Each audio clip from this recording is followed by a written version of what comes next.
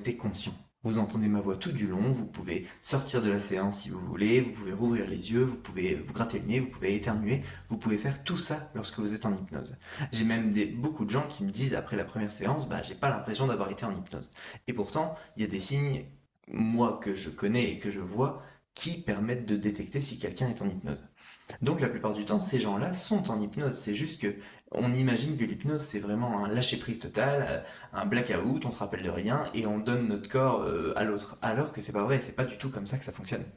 Et moi, mon but avant tout, c'est de vous rendre indépendant à ce genre de pratique. Moi, mon but, c'est pas que vous reveniez pendant 8 semaines d'affilée. Moi, c'est pas du tout mon truc. Moi, si vous venez 3, 4, 5 fois grand maximum pour la même problématique, c'est vraiment, vraiment le maximum. Donc je n'ai aucun intérêt à ce que vous perdiez le contrôle. Mon but, c'est vraiment pas que vous soyez dépendant à ce genre de pratique ou même à ma pratique à moi. Moi, mon but, c'est que vous gardiez le contrôle et que vous le récupériez, justement, que vous soyez encore plus dans votre contrôle, mais un contrôle sain, pas un contrôle qui vous obsède.